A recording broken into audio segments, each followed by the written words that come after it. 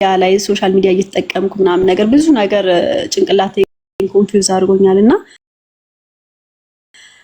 የእስልምና ዋና ጠላት ማን ነው? ወይ ደግሞ የአላህ ዋና ጠላት ማን ነው? ዲያብሎስ ሰይጣን አይደል? ታዲያ ለምንድን ነው የጨረቃ ወይ የእናንተን ምልክት ወይ ደግሞ ለምንድን ነው ያንን ምልክት ያላደረገው? ሁሌ መስቀል ይዘቀዝቃልና ይሄ ነገር እውነት ነው ወይ እንድል እያደረገኝ ነው። መስቀል ይዘቀዝቃል። ዲያብሎስ ራሱ ችግሩ ከእግዚአብሔር መስቀል እንደሆነ የሚያሳየው በቃ መስቀል ይዘቀዝቃል። አንድ ሁለተኛ ጥያቄ ላይ አለ እፎይ ሰላታችሁ ላይ እንዳለ ግደሉ የሚል ነገር ነው። ወደ እውነታው ስንሄድ ሃይማኖት በግዴታ ይሆናል? ሃይማኖት በቃ ፍላጎት ነው ማለት እኔ አንተ ወደ ሲኦል እንዳትሄድ እለምንሃለሁ፣ ከዛ ውጭ ግን ገድዬ አይደለም የማስገድድህና እስልምና ከከፈራችሁ ደግሞ ግደሉ የሚል አለ። ለምን መግደል አስፈለገ? አንዳንድ ጥያቄሽ የመጀመሪያ ምን ነበር ያልሽው? ለምንድን ነው ሰይጣን መስቀልን ምርጫው ያደረገው? መስቀል ደግሞ የክርስቶስ። በጣም ጥሩ። አንደኛ ሰይጣን አይታይም እንደዚህ ብለው ተውራች ሰዎች አራቅም ምን እንደሚጠቅማቸው። ሰይጣን አይታይም። እሺ ሰይጣን ድብቅ ነው፣ ስውር ነው። አንቺ ሰይጣንን ለምሳሌ ተሽታቂያለሽ? ኖ አየሁት እኮ አይደለም ያልኩ። ኖ ምን መሰለሽ ሰይጣን ይዘቀዝቃል መስቀልን አልሽ። ይሄን መዘቅዘቁን ለማየት መጀመሪያ ማውቃለሁ አይተናል ወይ? ሰይጣን አላየነውም እኮ አይደል? ለምሳሌ የእሱ ተከታዮች እንደዛ ነው የሚያደርጉት።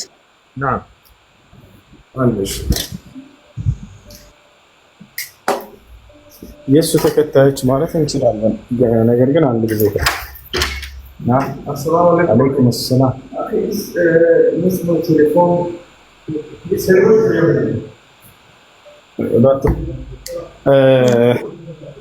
አንድ እምነት የሚመዘነው የሚለካው በመጽሐፉ ነው። እሺ ጠላት መጥቶ ባደረገው ነገር አይደለም።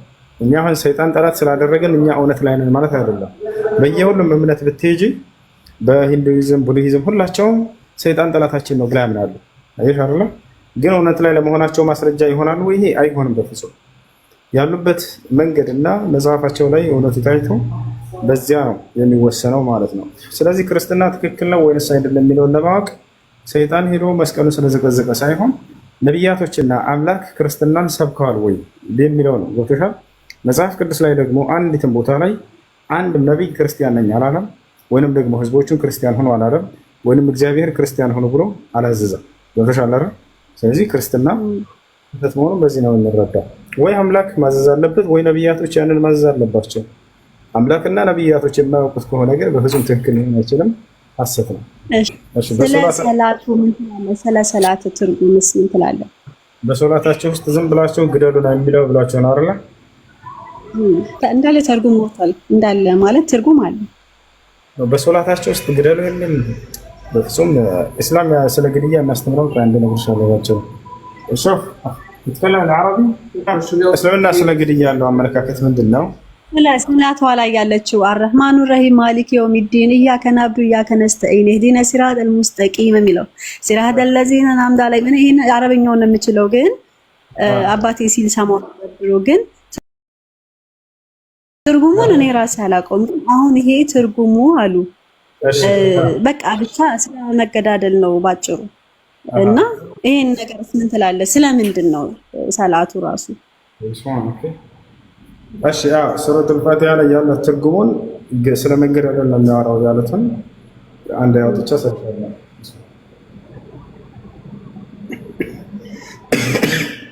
አውጥቼ ታይታላችሁ ምንድን ነው? እሺ ከፊርስ? ስለ ከፊርም አያይዘህ በዛው ነገረኝ። ማለት አንድ ሰው ከከፈረ ለምንድን ነው ቅጣቱ ሞት የሆነው? እሱንም ብትነግረን። ለምን ማለት ለምን ግዳጅ ሆነ? ሃይማኖት ለምን በግዳጅ ይሆናል? ሰዎችን በግዴታ ስለሙ ብሎ ማስገደድ አይቻልም። አላህ ሱብሓነሁ ወተዓላ በቁርአን ላይ ላ ኢክራሀ ፊዲን ይላል። በሃይማኖት ማስገደድ የለም ይላል። ከፈለግሽ ያሳይሻለሽ ይሻላል። ላ ኢክራሀ ፊዲን በሃይማኖት ማስገደድ የለም ይላል። ካልሰለመ ሰዎችን ግደሏቸው ይላል ወይ? ላ በፍጹም አይልም። አላህ ሱብሓነሁ ወተዓላ ካልሰለመ ሰዎችን ሰልሞ ግን ወደ ክርስትና ከሄደ ካፊር። እሺ በዚህ ጉዳይ ላይ በዑለሞች መካከል ሁለት ሀሳብ አለ። ወታቻ መን በደለ ዲነሁ ፈቅትሉሁ ይላል ሐዲስ ላይ ነቢያችን ሰለላሁ ዐለይሂ ወሰለም ሃይማኖትን የቀየረ ግደሉት የሚል ሐዲስ አለ። ያ ብቻ ነው ወይ? ይሄ አይደለም። ከዚህ ጋር በተያያዘ ሌላ ቦታ ላይ ምን ይላል? ላ የሒሉ ደሙ እምሪኢን ሙስሊሚን ኢላ ቢኢሕዳ ሰላስ አሰይቡ ዛኒ አነፍሱ ቢነፍስ አታሪኩ ሊዲኒሂ አልሙፋሪቁ ሊልጀማዓ ነው። የአንድን ሰው ደም በሶስት ምክንያት ካልሆነ በስተቀር የተከበረ ነው አለ። አንደኛ የሰውን ነፍስ አጥፍቶ ከሆነ ሰውዬው የገደለ ይገደል የሚለው ማለት ነው። ይሄ በመጽሐፍ ቅዱስ ላይ አለ። የገደለ ይገደል። ይሄን ታውቂያለሽ አይደል? ሁለተኛ ደግሞ ምንድነው? አነፍስ ምንድነው? ባለትዳር ሆኖ ዝሙት የሰራ ሰው አሰይብ ዛኒ፣ ባለትዳር ሆኖ ዝሙት ያደረገ ሰው ይሄ ነው። ይሄም ይገደላል ይላል። ይሄም መጽሐፍ ቅዱስ ላይ አለ። ሌላኛው ምንድነው? አታሪኩ ሊዲኒሂ፣ ሃይማኖቱን ለቆ የወጣ ካሉ በኋላ ነብዩ ሰለላሁ ዐለይሂ ወሰለም አልሙፋሪቁ ሊልጀማዓ አሉ። ሃይማኖቱን ለቆ መውጣቱ ብቻ ሳይሆን መልሶ እንደገና የሙስሊሞችን ህብረት የሚለያይ ይሆናል ማለት መጥቶ የሚዋጋ ከሆነ ማለት ነው። ሱፊያን አልተውሪ ልክ እንዲሁ ኢብራሂም አልነኸዒ፣ እነዚህ ሁለት ታላላቅ የሰለፍ ዑለሞች ተመልሶ እንደገና የሚዋጋ ካልሆነ በስተቀር አንዋጋም ብለው ይናገራሉ። ሌሎች ደግሞ ይገደላል ብለው የተናገሩ አሉ። ይሄን ይመስላል። ሃይማኖትን የቀየረ ይገደል የሚል ቃል በቃል መጽሐፍ ቅዱስም ላይ ልክ እንዲሁ ያለ ነገር ነው። ይህን ታውቃለሽ አይደለም? አንድ ሰው እግዚአብሔርን ከካደ ይገደላል ተወግሮ። ለዛ በብሉይ ኪዳን ነበር፣ በአዲስ ኪዳን የለም። በአዲስ ኪዳን አልተሻረም ይሄ ነገር የለም፣ ይገደል የሚል የለም። በአዲስ ኪዳን አለ። ኢየሱስ ክርስቶስ እኔ በላያቸው ላይ ግራ አንስጠው ነው የሚለው ጭራሽ እንጂ ይገደል የሚል የለም አለ። ኢየሱስ ክርስቶስ በእርሱ የማያምኑትን እረዳቸው ብሎ ተናግሯል። ላሳይሽ? በፍጹም አይልም። ማስረጃ ሳይ። እሺ አሳይሻለሁ፣ ችግር የለም።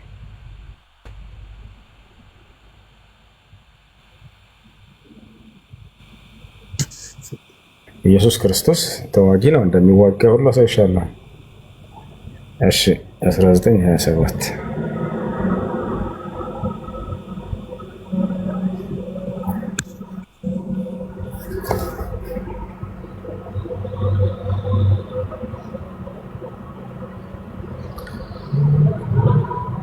ያው እነዚህ ጋር ምን ይላል? 27 ላይ ይታይሻል። ምን አለ ኢየሱስ? ነገር ግን እነዚያን በላያቸውን ልነግስ ያልወደዱትን ጠላቶቼን ውደዷቸው አለ። ለውደዷቸው አይደለም፣ ጠላቶቼን ወደዚህ አምጧቸው፣ በፊቴም ምን አድርጓቸው ይላል? እረዷቸው። እረዷቸው። የሉቃስ ወንጌል ነው። ሉቃስ ወንጌል ምዕራፍ 29 ምዕራፍ 19 ቁጥር 27። ሌላም ጨምረልሽ። ኢየሱስ ክርስቶስ ኃይለኛ ተዋጊ ነው። አንዴ ላሳየሽ።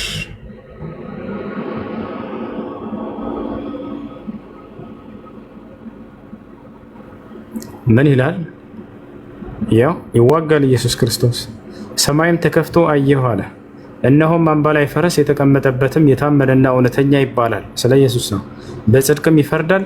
ምን ያደርጋል ይላል? ይዋጋልም አይደለ? ይዋጋልም። ግን ኢየሱስ አልተጻፈም እዚህ ጋር። ኢየሱስ እንደሆነ ላሳይሽ ነው። ችግር ያው እና እዚህ ጋር ኢየሱስ ብሎ ተናግሯል። ማን እንደሆነ ሊነግረው እዚህ ጋር። አይኖቹም እንደ እሳት ነበልባል ናቸው። የዚህ የተዋጊው ማለት ነው። በራሱ ላይም ብዙ ዘውዶች አሉ። ከእርሱም በቀር እንደ እንኳን አንድ እንኳን የሚያውቀው የተጻፈ ስም አለው ይላል። ማን ነው ያ ስሙ? በደምም የተረጨ ልብስ ተጎናጽፏል፣ ስሙም የእግዚአብሔር ቃል ተብሏልና ይላል። ማን ነው የእግዚአብሔር ቃል? ኢየሱስ ነው አይደለ? ኢየሱስ ነው አይደል? ስለዚህ ኢየሱስ ክርስቶስ ኃይለኛ ተዋጊ ነው። ሌላ ቦታ እንደሚዋጋና እንደሚያሸንፍ ላሳየሽ። ምን ይላል? ቃል በቃል መጽሐፍ ቅዱስ ላይ እነዚህም በጉን ይዋጉታል ይላል። በጉም ያሸንፋቸዋል። ሃኡላኢ ሰዩሓሪቡነ አልኸሩፍ ወልኸሩፉ የግሊብሁም። ዮሐንስ 17:14 ያ እነዚህ ጋር እነዚህ በጉን ይዋጋሉ ይላል። በጉም ያሸንፋቸዋል፣ ያውና ድል ይነሳል እያለ ይናገራል። ኢየሱስ ክርስቶስ ነው አይደል በጉ የተባለው? ስለዚህ ኢየሱስ ክርስቶስ ይዋጋል፣ ተዋጊ ነው። ይዋጋል ተብሎ ቃል በቃል ተጽፏል። ተዋጊ ነው። የሚዋጋው ግን ሰዎችን አይደለም፣ ሰዎችን ነው እንጂ ጠላቶቼ እያለ እየተናገረ ነው። በላያቸው ላይ አንድ ነገስ ያልወደዱትን ጠላቶችን እያለ ይናገራል። ጠላቶችን የሚለው ዲያብሎስን ብቻ ነው አይደለም። በላያቸው ላይ እንዲነግስ ያልወደዱትን አለ።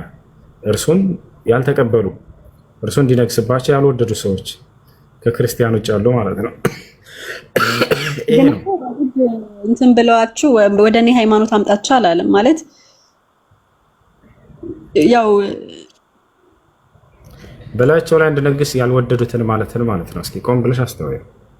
ክርስቶስ በእኔ ላይ እንዲነግስ ያልወደደ ማለት ያላመነበትን ማለት እኮ ያትሻ አንቺ እንዲነግስብሽ ወደሻል፣ ተቀብለሻል፣ አምነሻል አይደለ? ክርስቶስ ጌታዬ ነው ብለሽ ሌላ ግን አልወደደም አይደል?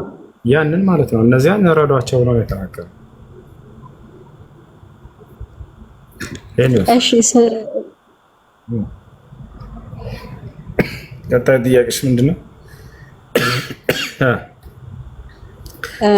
በቃ ይሄንን የሰላቱን ነገር መልሰልኛል።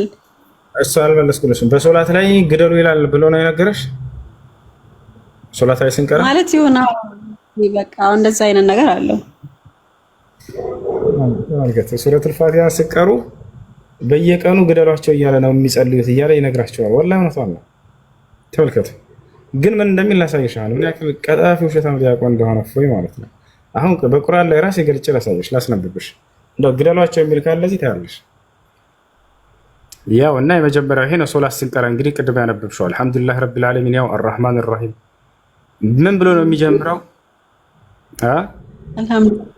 አልሐምዱሊላህ በአላህ ስም እጅግ በጣም ሩህሩህ አዛኝ በሆነው ይላል።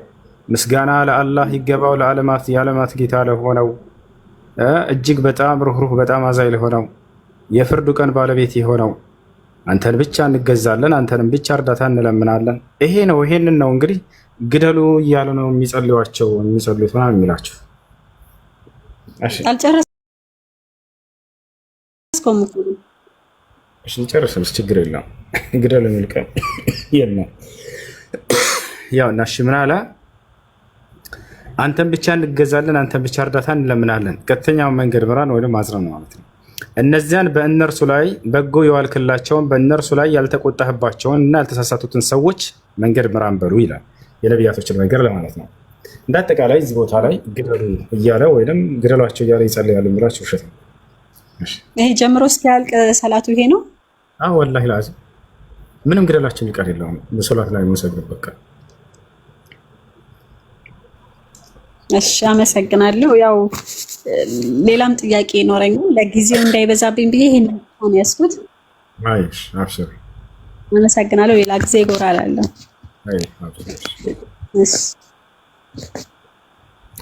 በውስጣቸው ላይ ጥላቻን ለመዝራት እየተከፈለው የሚሰራ ሰው ነው። በወሬ ነው የምላቸው። አሁን ሶላት ሲሰግዱ ሁል ጊዜ ግደሏቸው ነው የሚለው ብሏቸዋል። ከዛ አላህ መስለ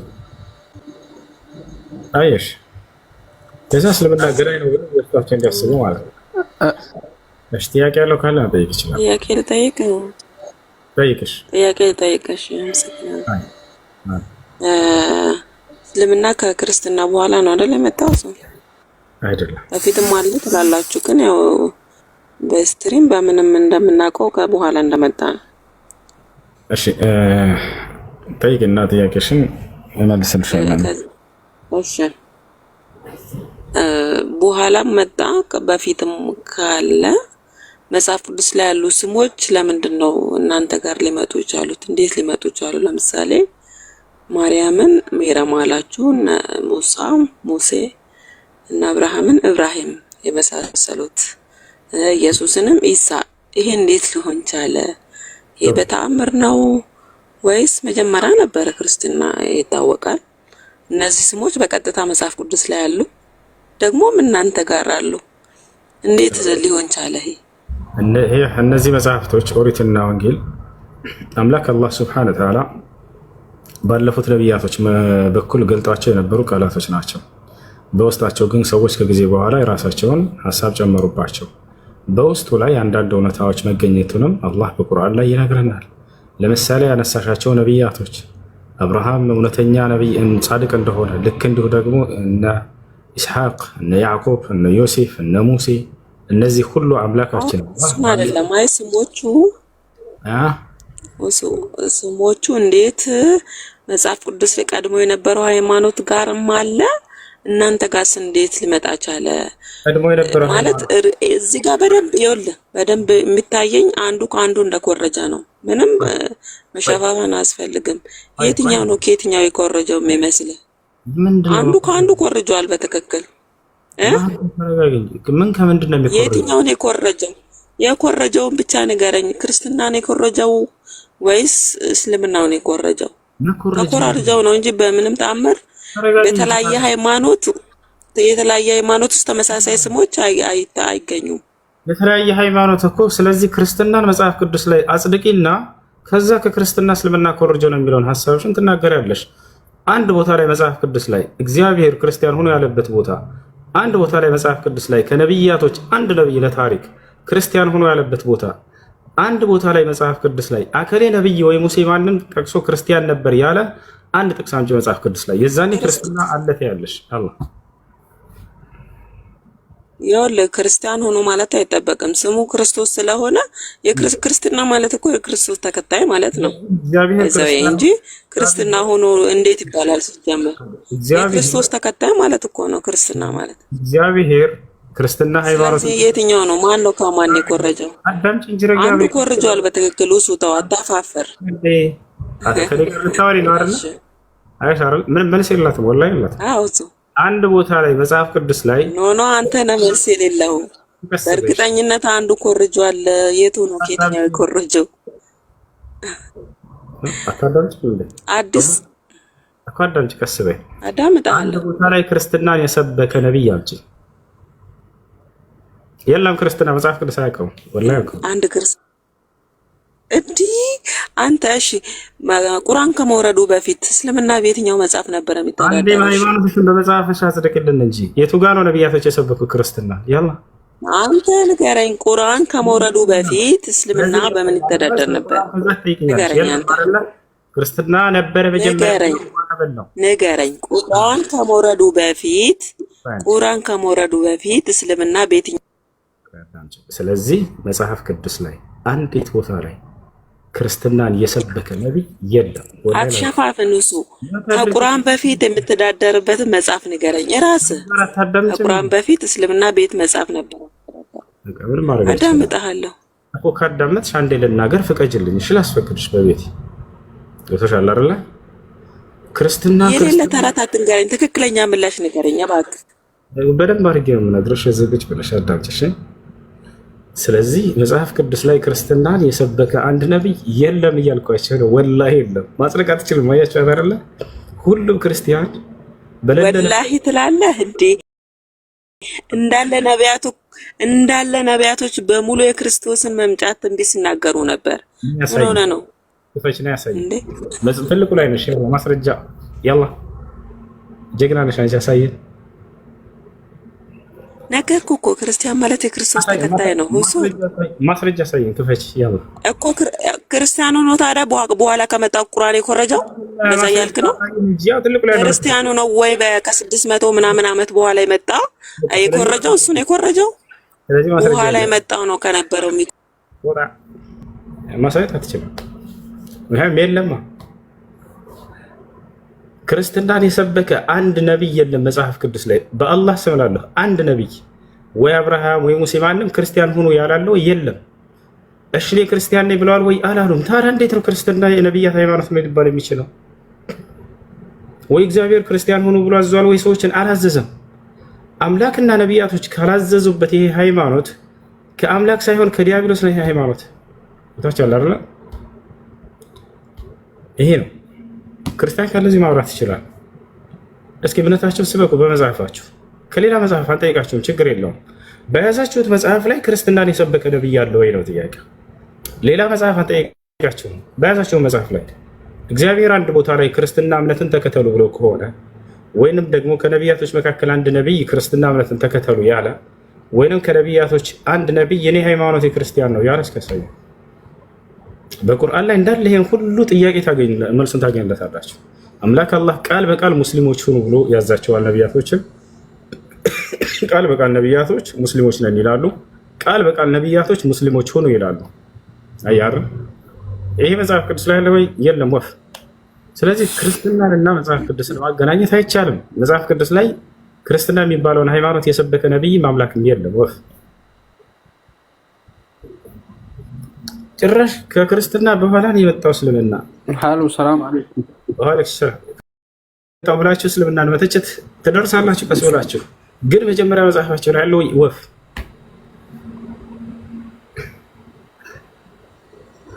እሱ ሰላም አለይኩም ወአለይኩም ሰላም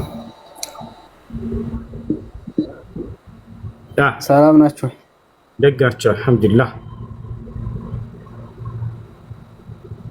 የሆነ ልጅ ነው ሻሃዳ መያዝ የምትፈልግ ማለት ነው። የት ነው?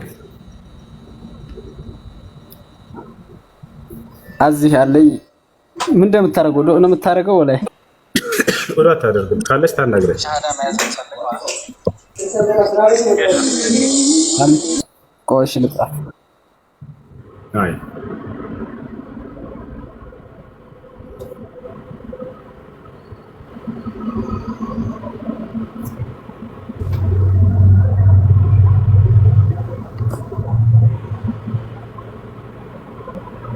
እሺ ጥያቄ ያለና ይኸው መታለይ ማለት ነው። እሺ አይሰማም? ይሰማል። ይኸው መታለይ። እሺ ሰላም እንዴት ነሽ? ምንድነው የምትለው ንገራት። ችግር የለውም ታናግረው አለ። እስልምናን መቀበል ፈልገሽ ነው?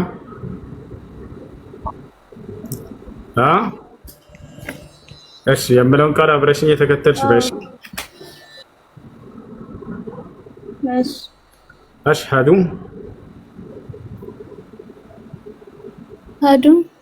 أن لا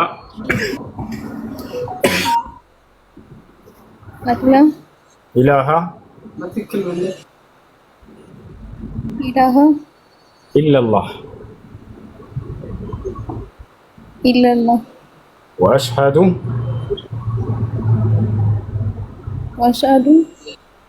أن محمدا رسول الله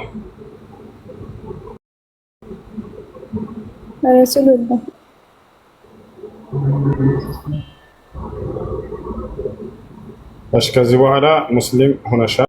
አሁን ያልሽው ቃል የሸሃዳ ቃል ይባላል። ትርጉሙ አሽሀዱ አን ላ ኢላሀ ኢለላህ ማለት ከአላህ በስተቀር በእውነት የሚመለክ ሌላ አምላክ የለም ብዬ መሰክራለሁ፣ ሙሐመድም የአላህ መልእክተኛ ናቸው ብዬ መሰክራለሁ ማለት ነው። አንድ ሰው እስልምና ከተቀበለ በኋላ ሻወር እንዲወስድ ታዟል። ለሶላት ራሱን ዝግጁ ያደርግ ዘንድ፣ ከዚያም ስለ ሶላት አሰጋገድ በአቅራቢያሽ ያሉ ልጆች ያስተምሩሻል። ቀላል ነው። ወደ አደራረግና ሶላት አሰጋገድ፣ ከዚያ ሶላት መስገድን ትጀምሪያለሽ። ከዚያ ስለ እስልምና በመማር ኢስላም ያዘሽን መስራት፣ የከለከለሽን በቻልሽው አቅም መራቅ። ይህ ነው። አንድ ሰው እስልምና ከተቀበለ በኋላ ምን ያገኛል? ከጌታው ከአላህ ዘንድ ወደሚለው ስንመጣ በተቀበለበት ቀን ለኃጢአቱ ሁሉ ስርየትን ያገኛል፣ ምህረትን ያገኛል። በዛሬዋ ቀን ያንቺ ኃጢአት ሁሉ ተምሮልሻል፣ ተሰርዮልሻል። ነቢያችን ሰለላሁ ዐለይሂ ወሰለም አልኢስላም ይጅቡ ማ ቀብለሁ አሉ። እስልምና ከእርሱ በፊት ያለን ኃጢአት ያስምራል አሉ፣ ያሰርዛል። ሰው ሲሰልም ጊዜ ኃጢአት ሁሉ ይማርለታል። አላህ በቁርአን ላይ ሲናገር ቁል ለዚነ ከፈሩ እየንተሁ ይግፈር ለሁም ማ ቀድ ሰለፍ ይላል። ሙሐመድ ሆይ ለእነዚያ ለካዱ ሰዎች እንዲበላቸው ከክህደታቸው ቢቆጠቡ ያለፈው ወንጀላቸው ሁሉ ይማርላቸዋል። ስለዚህ ነው። ሌላ አንድ ሰው እስልምናን በመቀበሉ ከሞት በኋላ ህይወቱን እንዴት ነው የተስፋ ቃል ተሰጥቶታል ወይ ከአላህ ዘንድ ወዴት እንደሚሄድ ከተባለ አዎ አላህ ጀነት እንዲሰጣቸው ቃል ገብቶላቸዋል። በእርሱ ያመኑ ሰዎች በቁርአን ላይ ሲናገር ይላል ኢነ ለዚነ አመኑ ወዐሚሉ ሷሊሓቲ ለሁም ጀናቱ ነዒም ይላል። እነዚያ በእኔ በአላህ አምነው መልካም የሰሩ ሰዎች ለእነርሱ የገነት ጸጋ ተዘጋጅታላቸዋለች እያለ ይናገራል ማለት ነው። ይህን ይመስላል። እሺ ማን ነበር ስምሽ?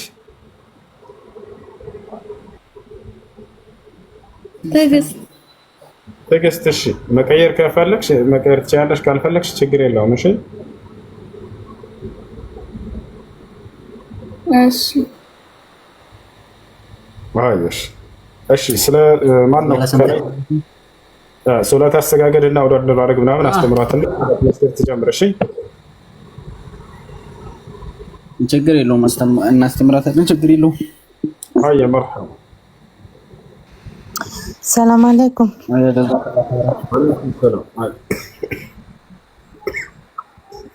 ወአለይኩም ሀሱ ወአለይኩም ሰላም። እሺ ሄሪ ሰላም ሄሪ አሎ ወለክ አሎ ሃይ እሺ እሺ እሺ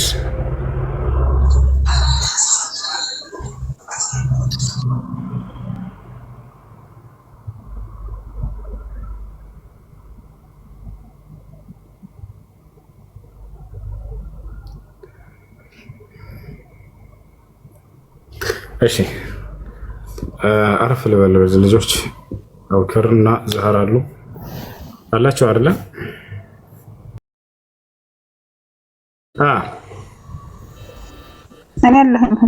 የሆነ ነገር ጠይቀህ ማለት ነው።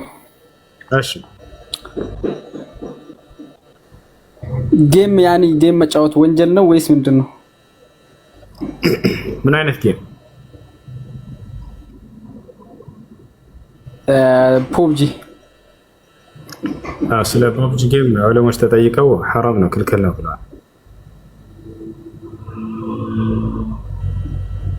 በምን በውስጡ ላይ አማልክት ተብለው የሚታሰቡ አካሎች ለነዚያ የሚቀርብ ቁርባን አለ ሳታውቁት አሉ።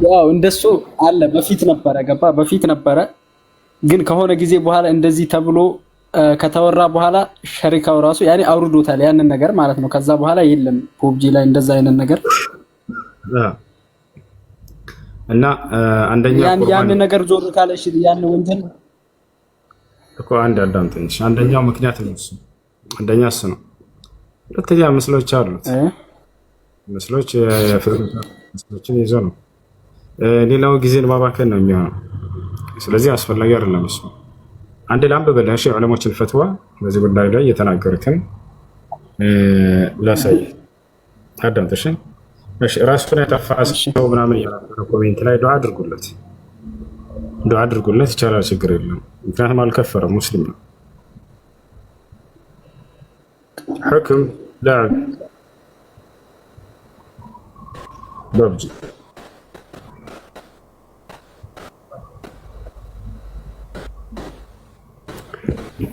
እሺ ፖብጂ ጌም ፖብጂ عند فيلم بابجي نبر عند لا ፖብጂ فالذي وقفنا عليه من وصف هذه اللعبة أنها من ألعاب الحروب الإلكترونية التي فتن وتعلق بها كثير من الشباب، وحسب ما قيل إنها أدت إلى إنتاج أعمال عنف حقيقية من قتل وغيره في عدة بلدان تأثرت بتلك اللعبة. وقد سبق أن تكلمنا أن ألعاب الحروب عموما في الفتاوى التالية: ولا فرق في حكم اللعب بتلك اللعبة أو غيرها بين الشباب والفتيات. وعلى كل حال فينبغي للمسلم إذا ارتاب في لعب من الألعاب أن يتجنبها بالكلية ولا ينتظر فتوى تجزم له بتحريمها. እሺ እንደተቃላይ ስለሱ حرام ነው የተናገሩ ናቸው። እስኪ አንድ ዱባይ ላይ ትልቅ ሼክ አለ እሱ የተናገረው ልክፈት ነው።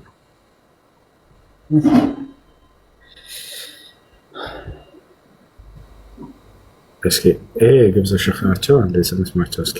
السلام عليكم. السلام عليكم ورحمة الله وبركاته. عليكم السلام ورحمة الله وبركاته. يا اخوان الفاضل. تفضل. هل لعبة ببجي حرام؟ لعبة ببجي؟ سألنا عنه المتابعون فأفادونا بما حملنا على أن نقول إنه مضر والنبي قال لا ضرر ولا ضرار ابتعد عنه. طب يا سيدنا لو في ناس بتدفع فيها فلوس وأنا فاتح سوبر ماركت والناس بتيجي تشحن عليها ألعاب لا تساعدهم على الإثم والعدوان. قل من الحلال الطيب قل لا يستوي الخبيث والطيب ولو أعجبك كثرة الخبيث فاتقوا الله يا أولي الألباب لعلكم تفلحون. الشيء هي عند مصطفى العدوي له قبل زرعنا شو ያኔ በእንትኑ ብቻ አይደለም ማለት ነው፣ በፖብጂ ብቻ አይደለም። ጌም ጊዜ የሚጨርስ ነገር አጠቃላይ አይቻልም እንደማለት ነው። هذا الرجل يعني هذا النصري احنا ما تكلمنا ما لنا يعني منهجه غير በዚህ ጉዳይ ላይ የሰጠውን ፈትዋ ነው ማሳያችሁ። እሺ ሌሎች እስኪ እንመልከት። አለ ለምሳሌ ብዙ ጌም አለ ያለ ፖብጂ ማለት ፊፋ ለምሳሌ አለ ምናምን ያኒ ጌም ላይ ጊዜ መጨረስ ነው የማይቻለው ማለት ነው። ጌም ሳይሆን አንድ የዛኔ ከነበሩ መካከል አንደኛው ቁርባን ይቀርባል ለሌላ ጣዖት አምልኮች በውስጡ ላይ እንደዛ እንደነበር አውቃለሁ። እሱ ግን በፊት ነበረ የወረደ ጊዜ ነበረ የዛሬ 4 ዓመት ምናምን አካባቢ ማለት ነው። እሱ ሁለተኛ ሌላው ደግሞ ጊዜ ማቃጠል ነው የሚሆነው። እሱ ደግሞ ከእስላም አንፃር ሰው ጊዜውን እንዲያቃጥል አይፈቀድለትም በማይረባ ነገር ማሳለፍ። ሌላው ቁማር የሚከሰትበት ነገር ውስጥ ላይ ሐራም ያደርገዋል። እንዲሁም የሶላት ሰዓት የሚያሳልፍ ከሆነ ስሜታዊ ሆነው ሶላት አይሰግዱም ነበር የክፍሌ ልጆች አስታውሳለሁ። ገና ዱባይ እንደመጣ በቃ ሁላቸውም እሱን ጌም ነው የሚጫወቱት፣ ሶላት አይሰግዱም። ወላሂ በጣም ስሜታዊ ይሆናሉ። ሱስ አለበት በነገራችን ላይ በጣም ሱስ አለበት። ያ ነው እንግዲህ ጀዛከላህ ኸይር ኢንሻአላህ ዳይስተን አይ መርሐባ። እሺ አቡከር አለ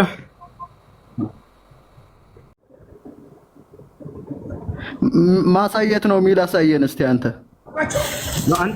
ማግባት ይቻላል የሚል አሳየን በነብይ ያኛ ብሉ ሆዜሎን አውቃለሁ። አንተ ነህ ያስተባበልከው። ስለዚህ ምን አልክ መሰለህ? አንድ ነብይ የ6 ዓመት ልጅ ሊያገባ አይችልም አልክ። ይሄን መስፈርት የት ነው ያገኘው አንተ? ያላ ክፈትና አሳየን እስኪ። እሺ እኔ ደግሞ እንደ ኤግዛምፕልነት አንድ ጥያቄ ልስጥ ነው። አይደለም ይሄን መስፈርት አንተ ታገኛለህ? ቢያንስ በመጽሐፍ ላይ በገዛ መጽሐፍ የአንተ እህት በ9 ዓመቷ እንድታገባ ትፈቅድላታለህ አትፈቅድላትም? ንገረኝ። አንድ ጊዜ የመጀመሪያውን ምን ያክል ቀጣፊ እንደሆንክ እናስረዳ። እንደ መጽሐፍን ከፍተህ አሳየን። ያላ አሳየን አሳየን።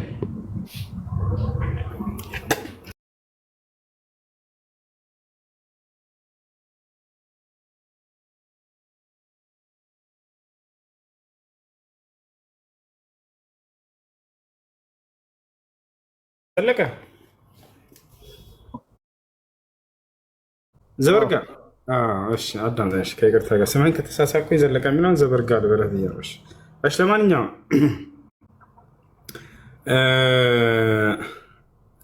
አንድ ነቢይ የነቢይነቱ መስፈርቶች ምን ምን ናቸው የሚለውን ማወቅ አለበት መጀመሪያ። ከዚያ በኋላ ትመጣና እንዴት አንድ ነቢይ የ6 ዓመት ልጅ ያገባል? ወይም የ6 ዓመት ወይም የ9 ዓመት የፈለከው ማለት ይችላል። ችግር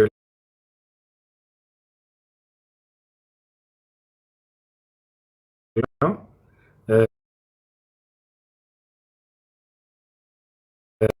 እንዴት ይሄን ያደርጋል ብለህ የዛኔ ለመተቸት ትመጣለህ። ለመተቸት ቢያንስ ሚዛን የሚባል ነገር አለ፣ ያስፈልጋል።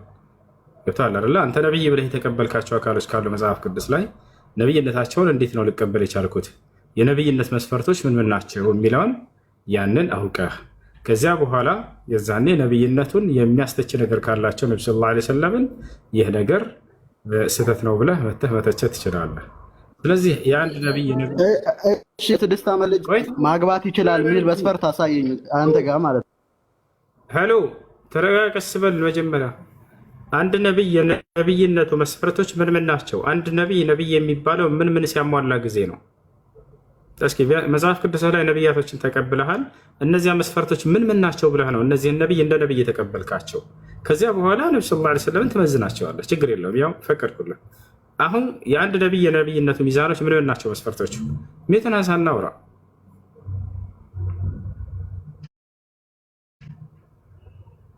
አሎ አዳ ምንም አታውቂም አይደለ አባ? ይሰማል ይሰማል። አዎ የአንድ ነብይ የነብይነቱ መስፈርቶች ምን ሲያሟላ ጊዜ ነው? ኖ ሳይሆን አንድ እንደዛ እንዳትለኝ። አንድ እንደ የአንድ ነብይ የነብይነት መስፈርቶች ቢያንስ ምን ናቸው? እኔ አንድ ጥያቄ ነው የጠየቅኩህ አይደል እኮ አታውቅም። ይሄንን ማወቅ አትፈልግም፣ መናገርም አትፈልግም፣ ማወቅም አትፈልግም። ወደ ሌላ ለመሄድ እየሞከርክ ነው፣ እየጠመዘ እንደዚህ ናቸው ክርስቲያኖች። ማወቅ አይፈልግም የነብይነትን መስፈርት፣ ግን ነብይ ናቸው ተቀብሏል። ግን እዛ ይመጣና አንድ ነብይ ነብይነቱን ለመተቸት ቢያንስ ማስረጃ ያስፈልጋል። ቢያንስ የሆነ ሚዛን ይኖራችሁ ያቻላል። መረዳትም አይፈልግም። ችግር የለም። ስለ እድሜያቸው ምናምን አወራቸው ነበረ። ግን እዚያ ሳንደርስ በፊት ማወቅ አይፈልግም የነብይነትን መስፈርት። ምንድነው ጥቅሙ ታዲያ ለዚህ ሰውዬ ማውራት? ማዛ የስተፊድ ምን ይጠቀማል? አላህ ሙስተዓን። ለምን ራሳቸውን ትዘጋላቸው? እስከ መቼ ድረስ ዘግታችሁ ነው አይምሯቸውን አይደለ? እሺ አንድ ነብይ ነብይነቱን ለመተቸት የነብይነት መስፈርቶች ምን ናቸው? እነዚያ መስፈርቶች ተሟልተውበታል አልተሟሉበትም የሚለውን ማወቅ ያስፈልጋል። ከነዚያ መስፈርቶች መካከል አንዱ እንኳን አታውቁም አይደለ? እነዚያን ማወቅ አለባችሁ። እሺ ክርስቲያን ካለ 3 ቁጥር ይጻፍ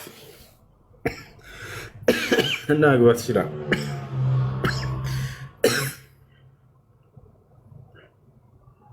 ለማወቅ ጠይቁ ወይንም ለማሳወቅ አቂው ነው ካላቸው ለማሳወቅ ቢሆን መጠየቅ ትችላላችሁ።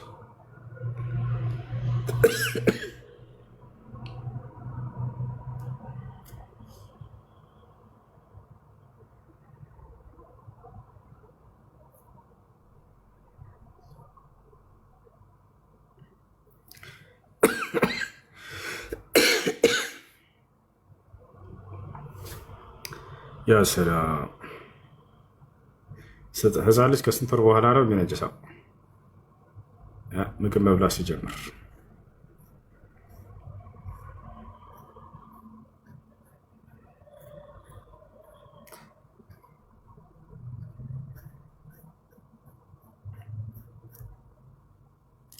እሱ ሰርጀሪ ማሰራት ይቻላል ወይ? ምን ላይ?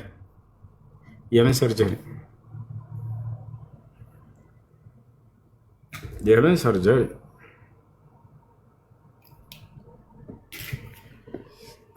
ሰላም ያ ሰላም።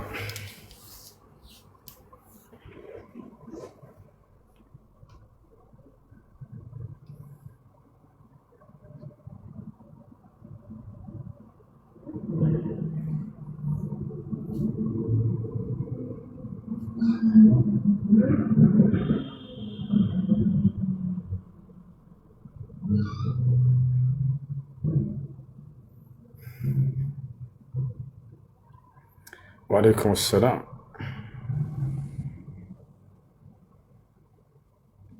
እሺ ሰላም። እሺ ሰላም ነው አለን። እንዴት ነህ? አለን እግዚአብሔር ይመስገን። ዛሬ ስላስገባኝ በጣም ደስ ብሎኛል። እሺ እኔ አሁን በነገራችን ላይ ብዙ ትምህርት ወስጃለሁ። አሁን መስለም እፈልጋለሁ። እውነቴን ነው የምልህ። እሺ መስለም ትፈልጋለህ? አዎ። እሺ የምለውን ቃል አብረህ እየተከተልክ ነው።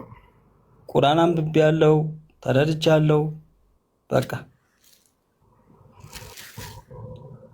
ሀይ እሺ አብረህን ለማለት ዝግጁ ሁን። ኦኬ። አሽሀዱ አላ ኢላሃ ኢለላህ ወአሽሀዱ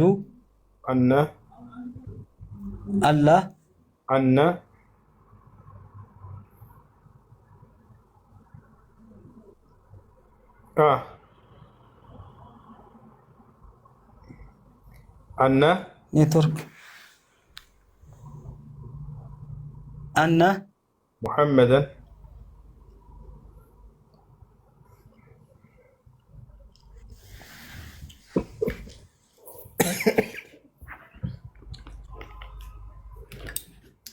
አነ ሙሐመደን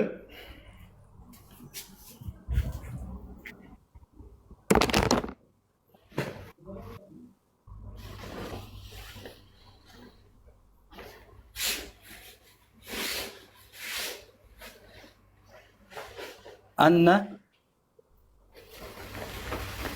ኔትወርክ እየያዘኝ ነው።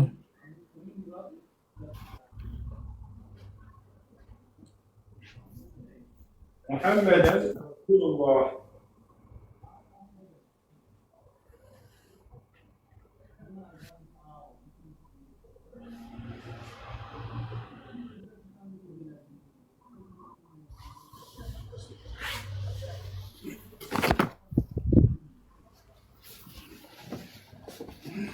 يا سلام يا سلام يا سلام. አሁን ቅድም አሱር ሰግደናል መጣ። አሁን መግሪብ ደረሰ። ወላሂ ጊዜው እንዴት ነው የሚሄደው? በአላህ ወላሂ በጣም ይገርመኝ። አይገርምም?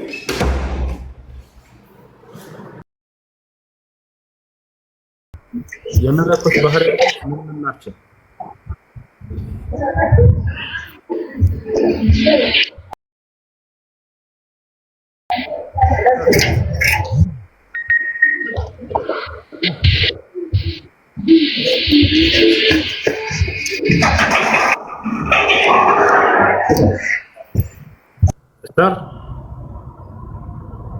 ይሰማል። አንድን አካል አምላክ ነው የምንለው መቼ ነው? የመለኮት ባህሪያቶች ምን ምን ናቸው? ምን ምን ሲሟሉበት ነው?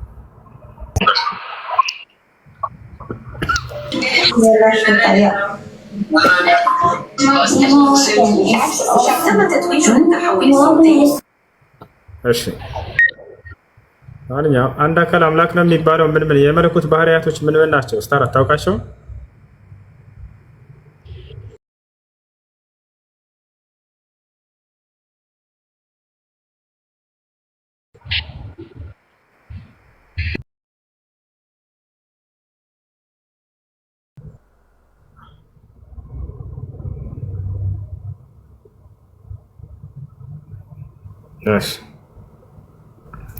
እሺ ጥያቄ አለ? ቀጥል። ሰላም አለይኩም ወራህመቱላሂ። ወአለይኩም ሰላም ወራህመቱላሂ። እሺ እሱ ጥያቄ ነበር ጽፌልህ ነበር በውስጥ ትመልስልኝ? በዚህ ጠይቀህ በዚህ ጠይቀህ? አይ በውስጥ ነበር። ኢንሻአላህ ሶታ ይወላን ጥያቄው ብቻ አስቀምጨው ጽፌልሃለሁ። እሺ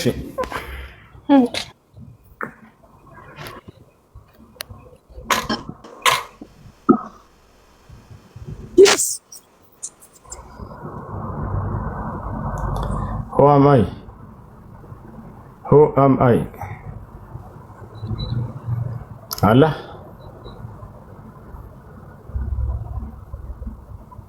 Yalla.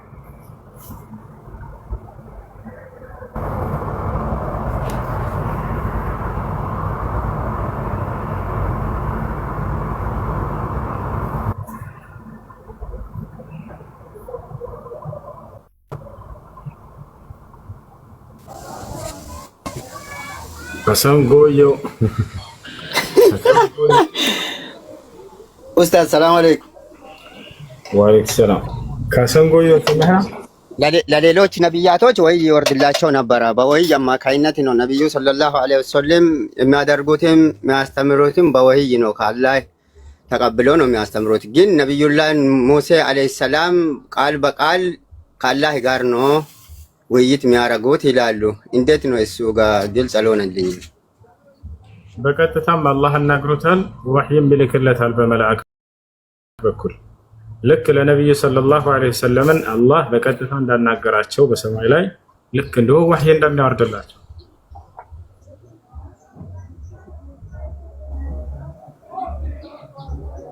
ገባ። እሺ በረብል ከዕባ ብሎ ማለት ይችላል ወይ? ይችላል። በከዕባ ጌታ እምላለሁ ማለት ነው። ኔትወርኩ ያቆራርጣል፣ አልሰማሁትም። ለሙሳ አለይሂ ሰላም አላህ በቀጥታ እንዳናገረው ሁሉ በመላእክት በኩል ያናግረዋል። ልክ እንዲሁ ነብይ ሰለላሁ ዐለይሂ ወሰለም በቀጥታ እንዳናገራቸውና በራእይ እንደሚያናግራቸው በመላእክት በኩል እንደሚያናግራቸው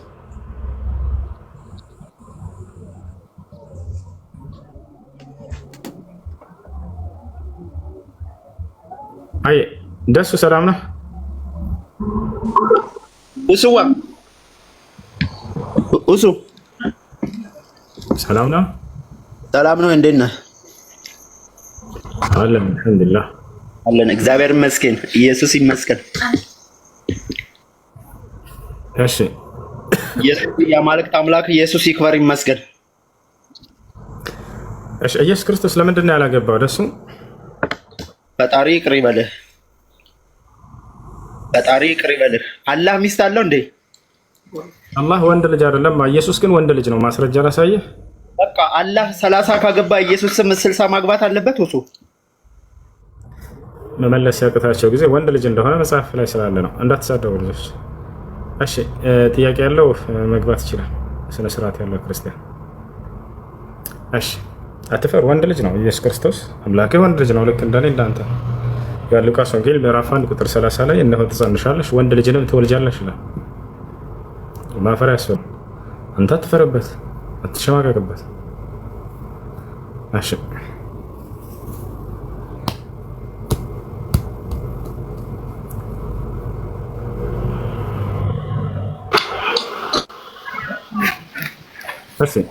السلام عليكم. وعليكم السلام. ሰላም አላህ አልሐምዱሊላህ። የኔ ጥያቄ ነብይ መሐመድ የመጀመሪያ ሙስሊም ነኝ ምናምን በላቸው ብሎት ነበር አይደል? የሙስሊሞች መጀመሪያ ነው ይበል ብሏቸው። እና ለምንድን ነው እዛ ላይ የመጀመሪያ ነብይ ነው ይበላቸው ምናምን ብሎ እንትን ያለው? የመጀመሪያ ነብይ ነኝ እንደዛ አላሉም እነሱ። የመጀመሪያ ሙስሊም ነኝ የሙስሊሞች መጀመሪያ ከተወለዳቸው አንጻር ነው። ሁለት አይነት መጀመሪያነት አለ። አንጻራዊ መጀመሪያነት እና ጥቅላዊ መጀመሪያነት ይባላሉ። አንጻራዊ መጀመሪያነት ማለት ከተወለዳቸው አንጻር ማለት ነው። ታውቃለህ አይደል? ከተወለዳቸው አንጻር ነብዩ ሰለላሁ ዐለይሂ ወሰለም የመጀመሪያ ሙስሊም ናቸው ማለት ቀድሟቸው የአምላክን ትእዛዝ የተገበራለ የለም ከዚህ ትውልድ ላይ የለም። ዶክተር ሁሉም ነብይ ከየትውልዱ የመጀመሪያ ሙስሊም ነው። ለህዝቡ ቀዳሚ ነው። ሙሳ አለይሂ ሰላም ወአና አወሉል ሙእሚኒን ይላል ሱረቱል አዕራፍ ላይ እኔ ምእመናን መጀመሪያ ነኝ ይላል። ከማን ነው ከተባለ መጀመሪያነቱ ከህዝቦቹ አንጻር ማለት ነው። ሁሉም ነብይ ለየህዝቡ የመጀመሪያ ሙስሊም ነው። ነገር ግን ጥቅል ላይ መጀመሪያ ታስቦበት ከሆነ አደም ነው የመጀመሪያው ሙስሊም አጠቃላይ ከትውልድ አንጻር ከሆነ። ነገር ግን እያንዳንዱ ነብይ ከየትውልዱ አንጻር ምንክና አላህን አማኝ ሆነ ማለት ነው። ይበልጥ ደግሞ ሸሃደተይን ብትል አማረ ነገሩ